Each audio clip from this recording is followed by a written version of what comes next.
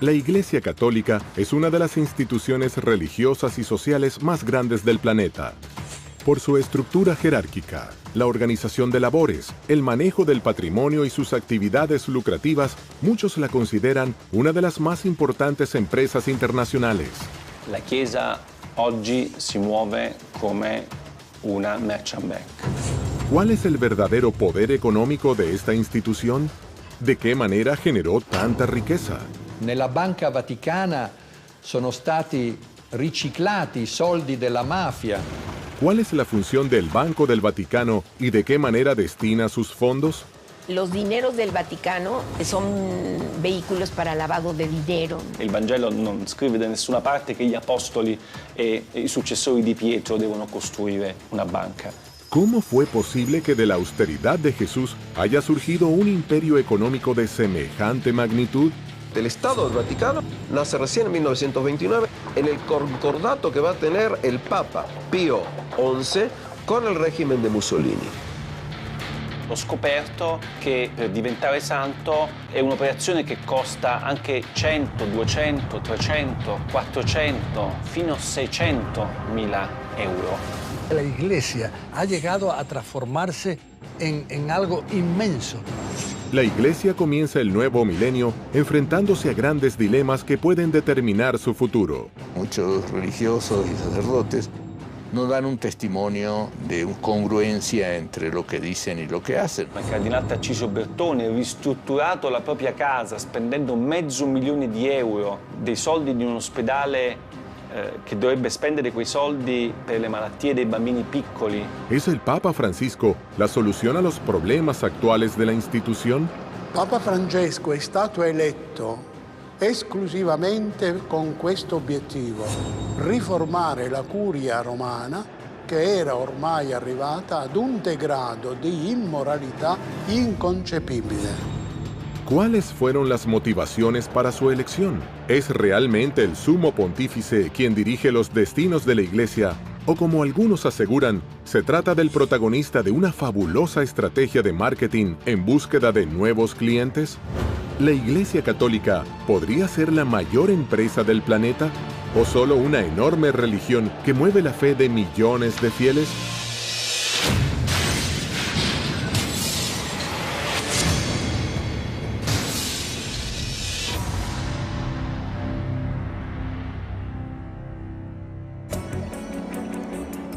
Las fuentes de riqueza e ingresos de dinero de la Iglesia son muchas y provienen de un amplio listado de formas recaudatorias.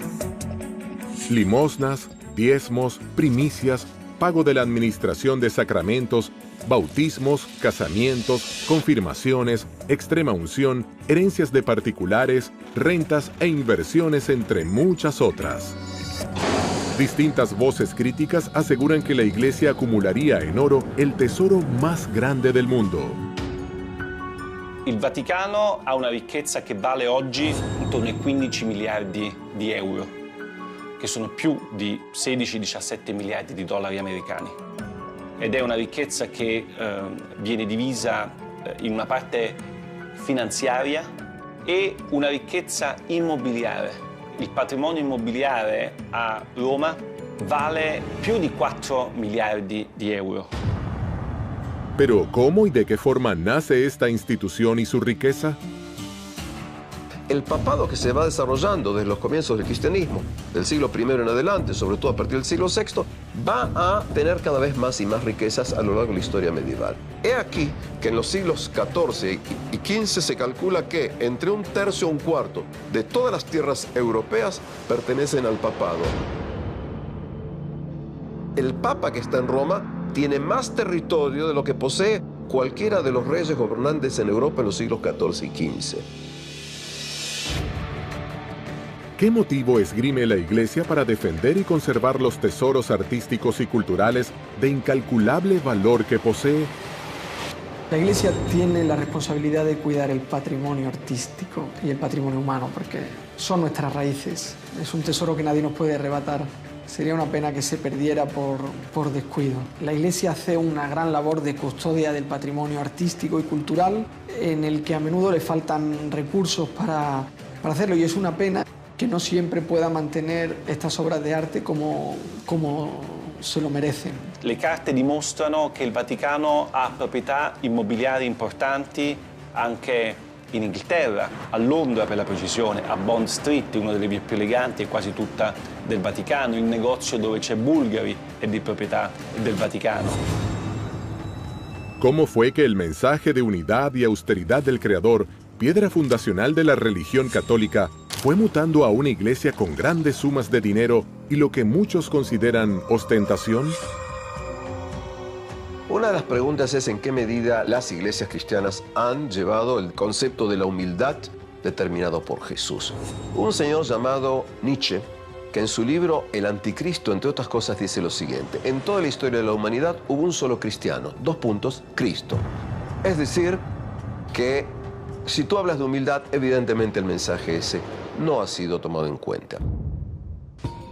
La Chiesa, per essere più umile, deve essere più povera. Anzi, deve essere povera, deve avere uno spirito povero. Della prima beatitudine, beati i poveri in spirito, perché deve riconoscere e vivere che tutto quello che la Chiesa possiede è un patrimonium pauperum e deve essere messo a servizio dei poveri. Desde la antigua Roma comenzó el firme establecimiento de una institución que no pararía de sumar poder religioso, político y fundamentalmente económico. ¿Cuál fue el plan financiero y monetario que habría diseñado la Iglesia para incrementar sus riquezas?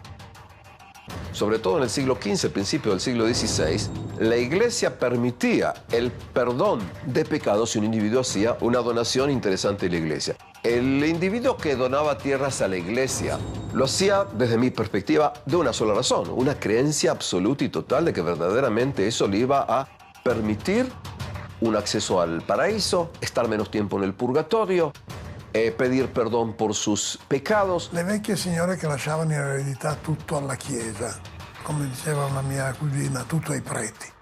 Se fai del bene alla Chiesa nell'aldilà, ti ritrovi premiato nell'aldilà. E questo è stato una delle fonti della crescita del patrimonio degli ecclesiastici. La Iglesia va a invertir su dinero en todo tipo de empresas y constantemente va a venir dinero a las arcas de Roma. Por eso es que se considera que en el siglo XX, también XXI, el papado tiene enormes fondos que dan origen a todo tipo de teorías más conspirativas o menos conspirativas.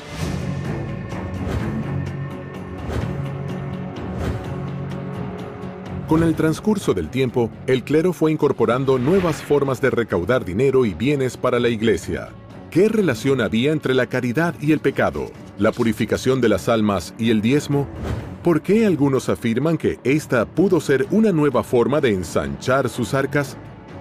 Las indulgencias llegan al extremo fin del siglo XV, principio del siglo XVI, cuando sobre todo el Papa Julio II quiere desarrollar y crear un gran edificio, lo que se va a llamar la Basílica de San Pedro.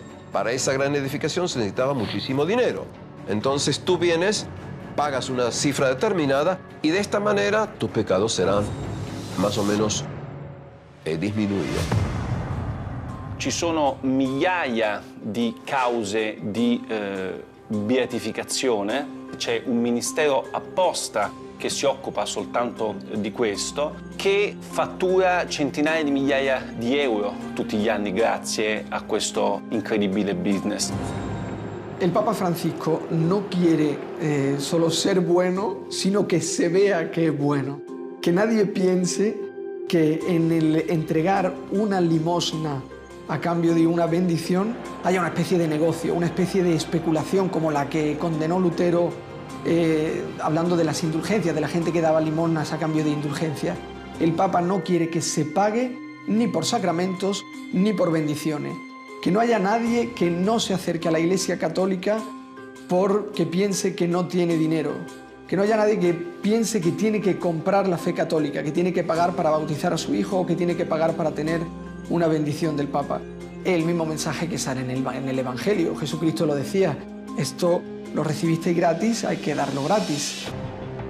La forma recaudatoria de la Iglesia Católica no solo se encontraría dentro de los sacramentos. ¿Qué dice la Biblia sobre el celibato y por qué esta condición es considerada por muchos especialistas como una hábil estrategia para engrosar su poderío económico? En los primeros siglos, en los monasterios, las órdenes religiosas establecieron votos de castidad, pero el clero secular, el clero que vivía en el mundo, para este clero el celibato era optativo. En realidad, este celibato se vuelve obligatorio hacia el siglo XI. Timoteo lo dice muy claro. Los obispos pueden ser casados, el cura puede ser casado.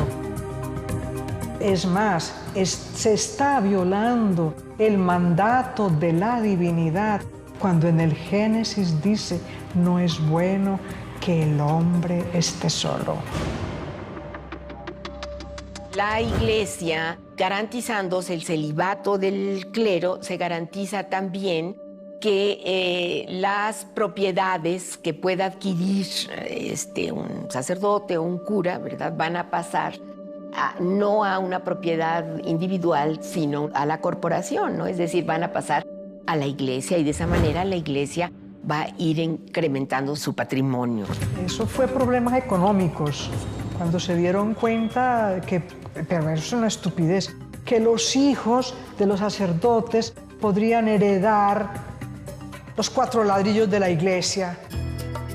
¿Cómo se llegó entonces a la etapa moderna de los estados pontificios? Vaticano es el nombre de una de las 7 colinas tradicionales de Roma. El Estado del Vaticano nace recién en 1929 en el concordato que va a tener el Papa Pío XI con el régimen de Mussolini. El 11 de febrero de 1929 se firman los Pactos de Letrán. Estos fueron una serie de acuerdos entre la Santa Sede y el gobierno de Mussolini. Benito Mussolini hace algo muy astuto, que es el Concordato de Letrán, ¿no? Que es ni más ni menos que resolver un viejo pleito que existía en Italia desde la época de la unidad italiana que se produce en 1870, donde el Estado Vaticano queda dentro del Estado italiano. ¿Cuáles fueron concretamente los beneficios que consigue la Iglesia con estos tratados firmados con Mussolini? Le permiten a la Iglesia crear un Estado autónomo, un país, digamos, separado del Estado italiano, que será el Estado Vaticano. Hay un resarcimiento económico muy importante por esos largos años del 70 al 29 de estar sometido al gobierno italiano, y a cambio de lo cual la Iglesia concede a Mussolini el apoyo político, que los sacerdotes no se puedan meter en política, y Mussolini decide quiénes van a ser los obispos de cada una de las regiones de Italia y, por supuesto, el de Roma también, ¿no? A partir de estos pactos, se da inicio a la etapa moderna de los estados pontificios. Diversas prácticas y situaciones habrían ayudado a acrecentar la fortuna año tras año, siglo tras siglo. No se trata solo de bienes materiales como propiedades, oro e inversiones en todo el mundo, sino que también empieza a ser un incalculable valor cultural. De alguna manera, las arcas del Vaticano fueron llenándose hasta convertirse en la institución multimillonaria que es hoy en día. È impossibile valutare il patrimonio di tutta la Chiesa cattolica. È praticamente impossibile. Sicuramente parliamo di miliardi e miliardi di dollari. È impossibile saperlo perché nemmeno il Vaticano lo sa. El dinero recaudado por la Iglesia alrededor del mundo se concentra en un mismo lugar. ¿Por qué el Papa Pío XII crea el Instituto para las Obras de la Religión, mundialmente conocido como Banco del Vaticano? ¿Cuánto dinero y oro maneja y a qué negocios se dedica?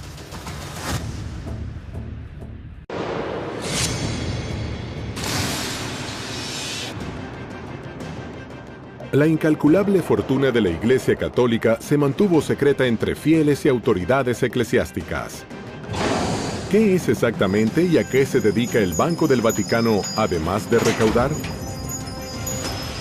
El Banco Vaticano es una institución que se creó para que las órdenes religiosas, las instituciones católicas, no tuvieran sus patrimonios en manos de otras bancas que los utilizaran para inversiones no éticas, inversiones quizá en negocios de armas o en industria farmacéutica especulativa, y conseguir también facilitar las transacciones económicas en los países en los che la Iglesia stava perseguita.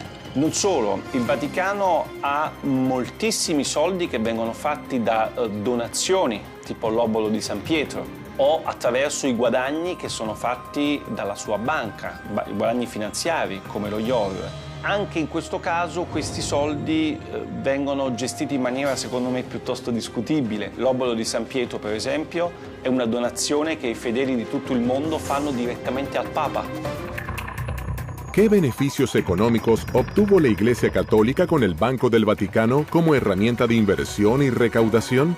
Los dineros del Vaticano están invertidos incluso en empresas donde a través de estos estudios y redes bancarios, ¿verdad?, se ven que son vehículos para lavado de dinero. Nella Banca Vaticana sono stati riciclati i soldi della mafia, come ha dimostrato il Tribunale di Roma.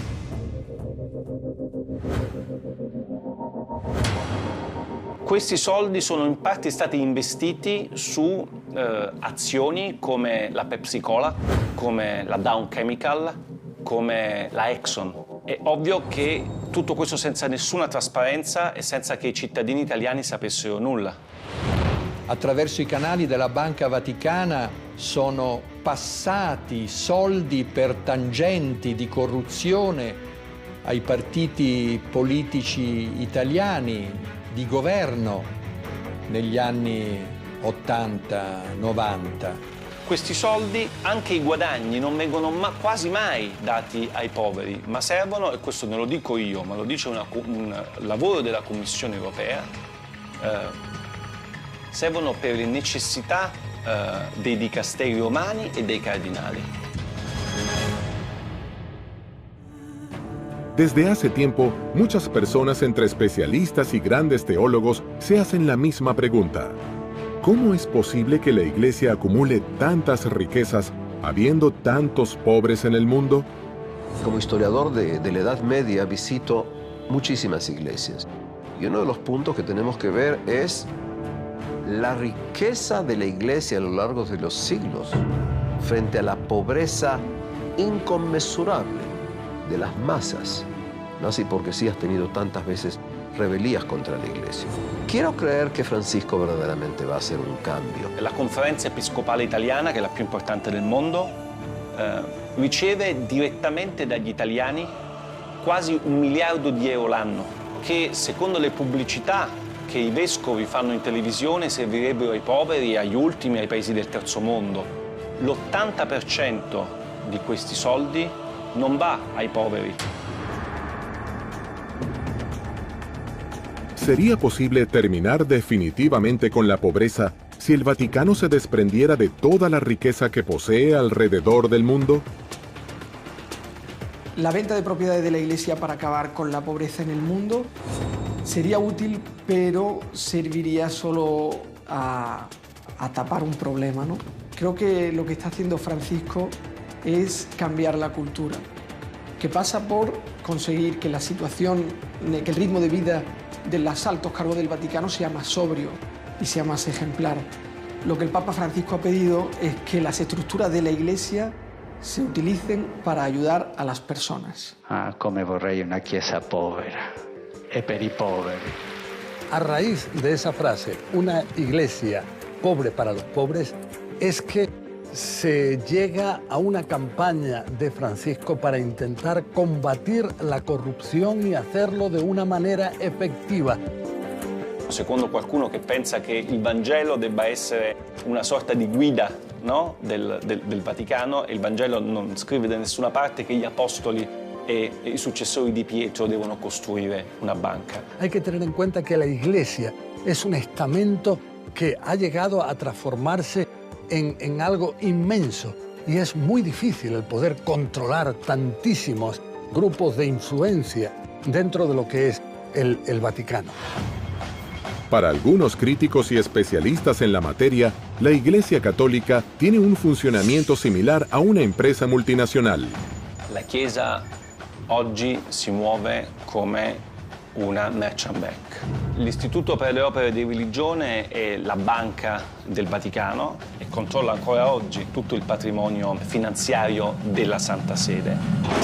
Il problema è che lo IOR nel corso dei decenni è finito in tantissimi scandali, perché all'interno dello IOR hanno riciclato denaro i mafiosi, hanno riciclato denaro politici, imprenditori, tutte persone che non avevano alcun diritto, secondo le leggi del Vaticano, di avere i soldi allo IOR.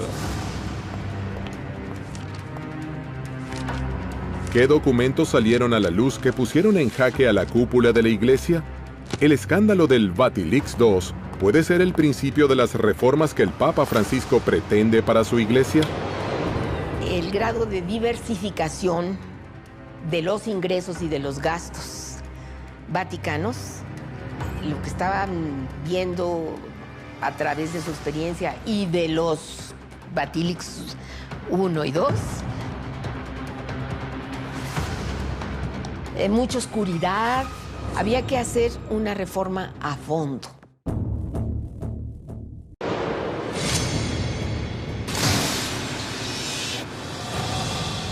En el año 2015, el Vaticano sufrió una nueva y muy polémica filtración de documentos reservados.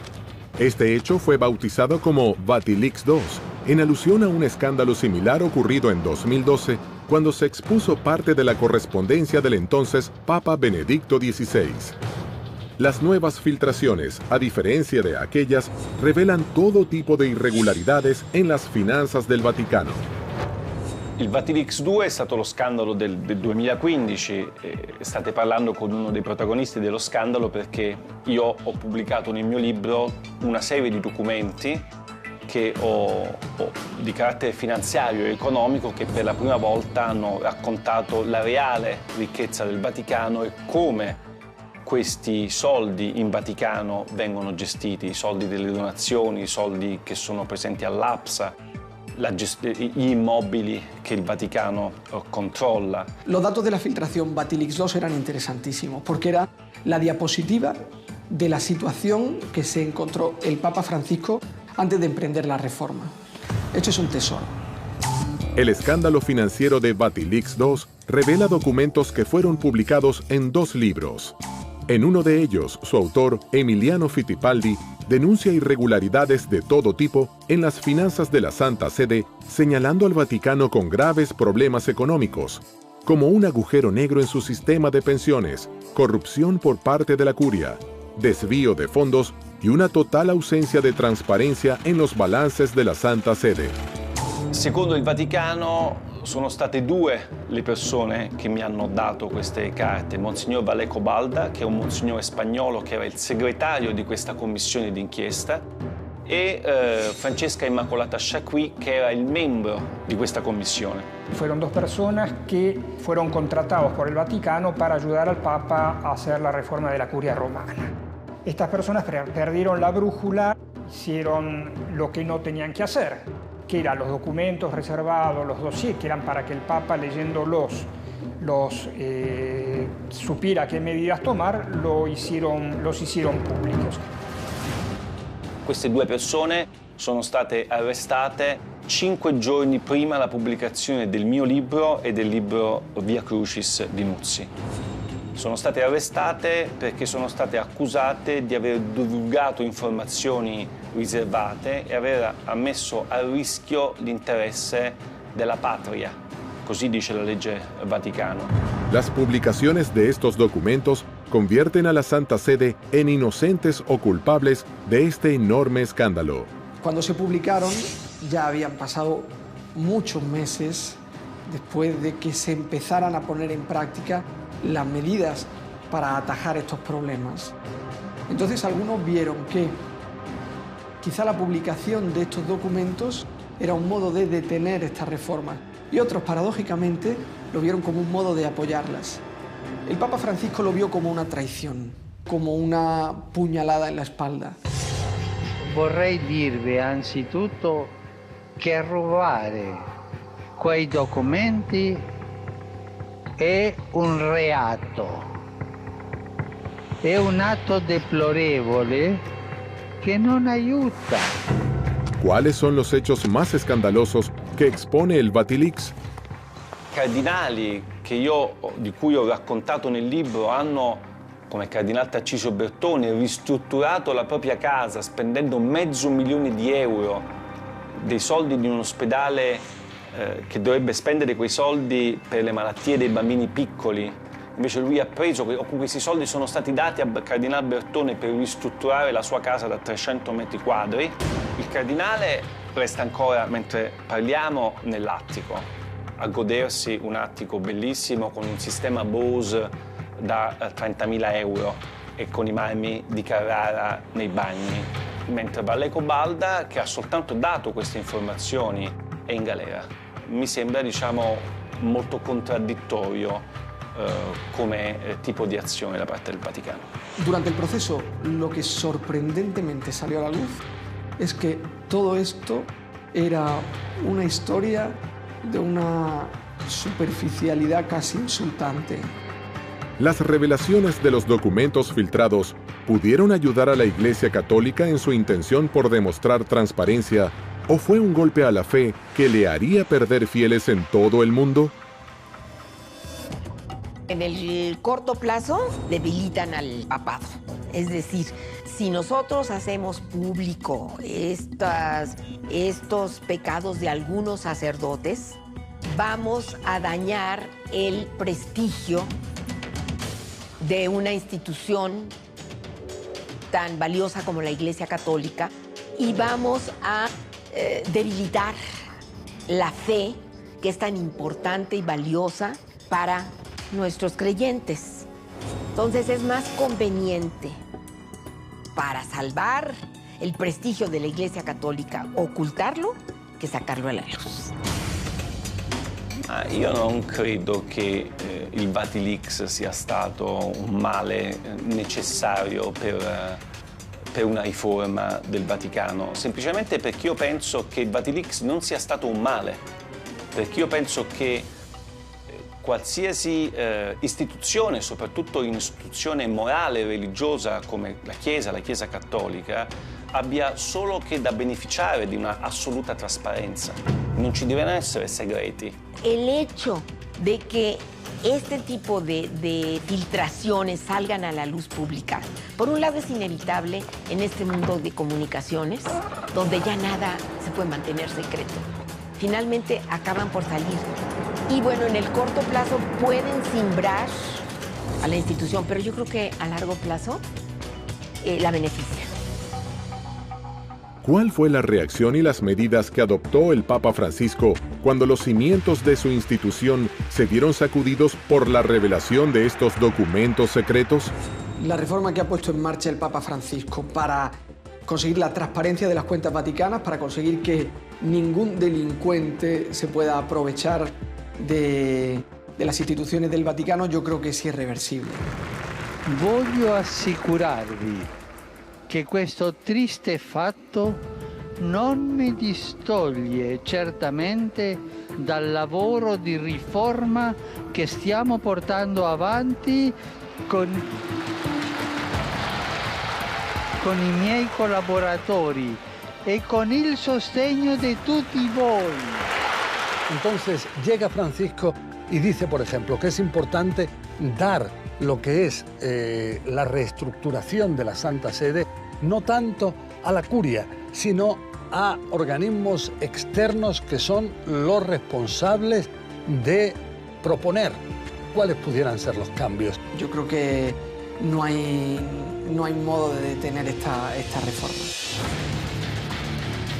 Los Vatilix II son al día de hoy una de las preocupaciones más importantes de la Curia Católica y un escándalo del que podría haber incluso más información esperando ver la luz.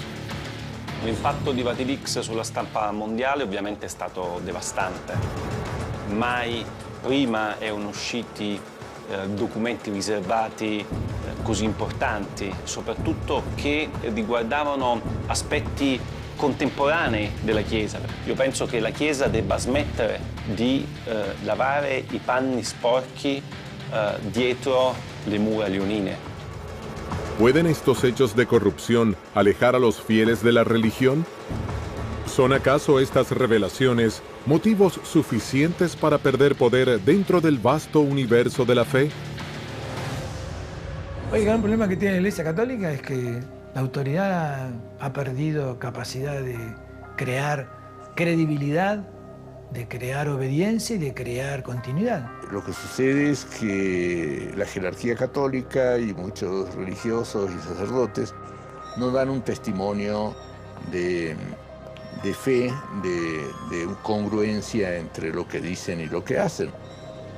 Si la Iglesia quiere recuperar credibilidad y legitimidad, pues tiene que ver los problemas y empezar a resolverlos, ¿no? Porque mientras se tapan, pues nada más se convierten en una olla de presión. Los mismos especialistas que dan cuenta de la cantidad de fieles perdidos por estos escándalos acusan a la Iglesia de utilizar estrategias de marketing para recuperarlos. ¿Qué veracidad hay en estas declaraciones? ¿Cuáles serían las acciones concretas para lograr tales objetivos?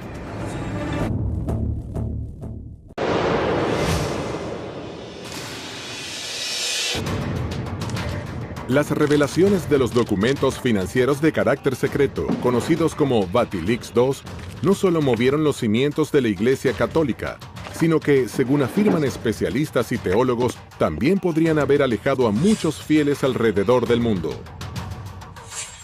¿Podría la Iglesia Católica tener diseñada una estrategia de mercado con slogans de estilo publicitario y una fórmula destinada a seguir fomentando y sumando seguidores? ¿Por qué algunos hablan de las apariciones marianas, los milagros de los santos y las canonizaciones como un plan de marketing? Desde el siglo VIII, los católicos tenían la estrategia de utilizar los sitios sagrados de los pueblos dominados o conquistados para en esos sitios poner símbolos religiosos cristianos y hacer desde ahí el trabajo pastoral, etcétera, ¿no? Conforme ha ido evolucionando la Iglesia en los últimos años, los papas han destacado más la necesidad de llevar a los santos a cada una de las comunidades. Alrededor del año 1357 comienza a exhibirse en una iglesia de Francia una manta con el cuerpo y rostro de Jesús impresos. Luego será otorgado a la Santa Sede, que lo dejará bajo el cuidado de la Capilla Real en la ciudad de Turín. Pronto el suceso atraerá cantidad de fieles y también detractores. Se dice que ese manto es la mortaja en que fue envuelto Jesús cuando muere, ¿no? Lo que pasa es que durante la Edad Media hubo un tráfico de reliquias. O sea, que esto es una astilla de la cruz de Cristo y que esto es, etcétera, ¿no? Entonces, en lo personal, a mí me parece poco creíble. Pero no solo esta reliquia es considerada por algunos como una hábil estrategia de marketing para la captación de nuevos fieles. En América Latina, cuando llegaron los conquistadores, cuando, entre comillas, descubrieron América, fundaron muchas ciudades con nombres o advocaciones de la Virgen. Era la mejor manera de llegar ante los nativos, ante los indígenas, y los indígenas mismos descubrieron que el mejor modo mediador para encontrarse y dialogar con los invasores era a través de la Virgen. Otro tipo de sucesos milagrosos y difícilmente comprobables por la ciencia son las apariciones marianas. En América Latina, quizá el caso más famoso sea el de la Virgen de Guadalupe. La primera gran aparición mariana que se da en el siglo XVII, justo después de que llegan los conquistadores, es en México. Un indiecito Juan Diego ve a la Virgen, va donde los franciscanos y allí está esa máxima aparición mariana que es la Virgen de Guadalupe, patrona de América Latina y que va a encerrar justamente esa idea de la mediación. Los franciscanos se oponen al culto guadalupano porque consideran que tiene demasiados elementos sincréticos. Hay otros que dicen que no, que bueno, que ya es un culto que es compartido por un sector de los católicos mexicanos, es mejor fortalecerlo y cooptarlo, que es un poco la actual política que se desarrolla, ¿no es cierto? ¿Son estas apariciones verdaderos milagros? Usted lo puede ver como estrategias de la Iglesia para fortalecer la fe o estrategias de los feligreses para seguir creciendo. Lo que nosotros investigamos es cómo aparece esa Virgen, a quién. Si aparece una mujer, rápidamente le van a poner un varón al lado, bien. Y sobre todo un sacerdote. Con el tiempo, en ese lugar donde está la aparición, va gente. Y bueno, y para eso hay que inventar algo, hay que decir, acá se curan los niños, se curan las niñas, las mujeres tienen hijos. Hay un nivel de irracionalidad en la creencia. O sea, yo creo porque no es consistente. Si fuera racional la explicación no creería, ¿no? Hay una parte que se cree porque usted tiene fe, está convencido, pero no tiene por qué demostrar su fe. ¿Por qué hay quienes consideran también a las canonizaciones como un instrumento de atracción de nuevos fieles? Mira, las canonizaciones consisten en que la Iglesia propone un modelo de un buen cristiano. La Iglesia dice, mira, este señor se comportó como un héroe de la fe y es un hombre o una mujer al que vale la pena imitar. Al principio, cada comunidad cristiana canonizaba a sus mártires. Luego la Iglesia fue controlando el procedimiento y hay toda una serie de exámenes, etc. Y a partir del Concilio Vaticano II se fijaron otros requisitos, entre ellos comprobar la existencia del santo, ¿no? La existencia física de la persona. Lo que pocos conocen es que este proceso tiene un alto costo económico y que significa un importante incremento dentro de las arcas de la Iglesia. La storia della fabbrica dei santi è una delle più incredibili che ho scoperto con la mia inchiesta, perché io pensavo che per diventare santo fosse un'operazione che la Chiesa faceva in maniera gratuita. E invece ho scoperto che per diventare santo è un'operazione che costa anche 100, 200, 300, 400, fino a 600.000 euro. Per me è uno scandalo incredibile quello che ho scoperto.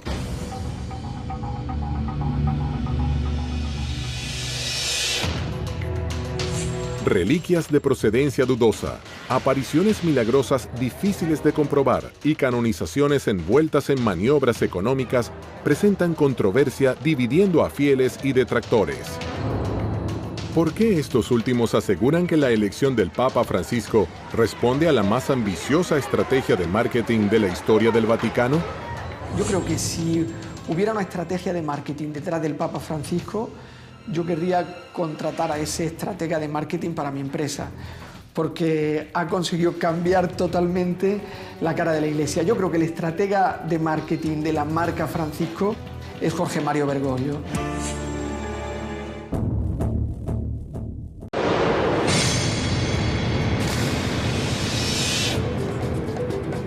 El mundo habla del Bergoglio Style. Roma y el Vaticano venden souvenirs en las calles y los medios de todo el mundo se refieren a la papamanía. ¿Podría la Iglesia estar gestando un cambio? Francisco renueva la comunicación utilizando redes sociales y modernizando de esa manera la forma de llegar a millones de fieles alrededor del mundo. Papa Francisco es un papa que comunica con tweets, que son mucho más eficaces, que llegan a muchas más personas y que ayudan a mucha más gente. Vivimos en un mundo que tiene una parte que es un mundo digital. Los fieles, desde el momento que los fieles son los seres humanos, en la medida que el mundo va hacia eso, también los fieles van hacia eso.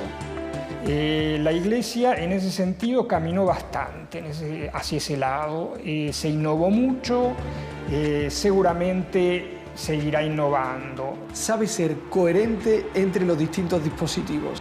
El mensaje que transmite con Twitter, que transmite con Facebook, que transmite con Instagram, es el mismo. Es un mensaje de ternura, es un mensaje que lleva a la acción, que lleva a mirar a las personas con otros ojos. Es un Papa 3.0.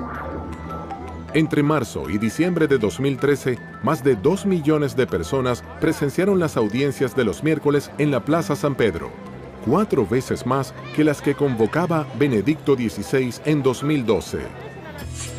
¿Cuáles fueron los motivos por los que la Iglesia se decide por primera vez en su larguísima historia a elegir un papa con el perfil de Francisco para conducir los destinos de miles de millones de fieles alrededor del mundo?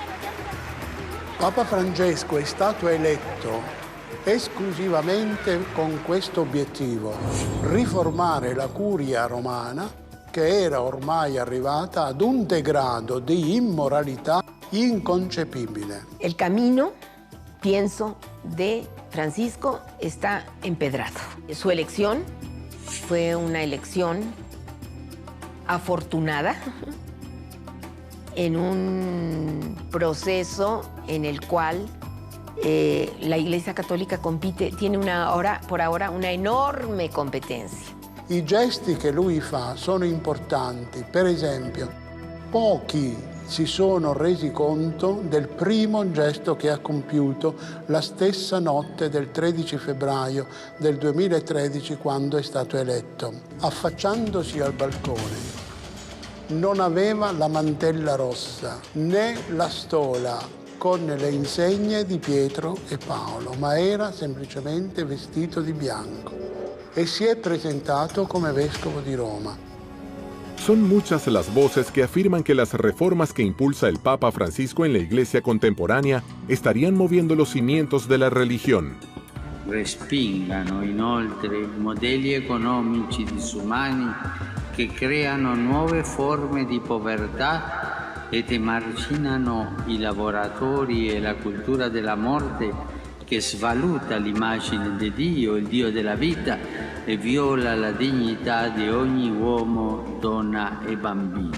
El Papa Francisco destaca constantemente la necesidad de combatir la corrupción.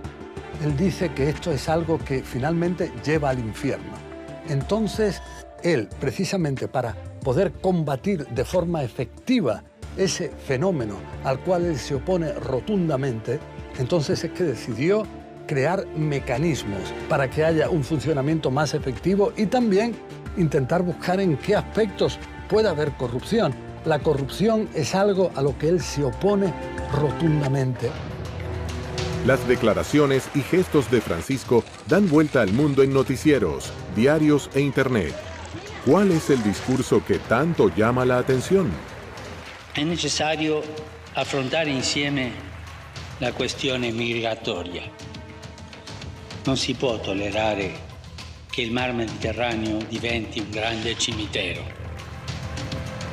El Papa Francisco, desde que fue elegido Papa, consiguió afianzarse como una especie de conciencia de la humanidad.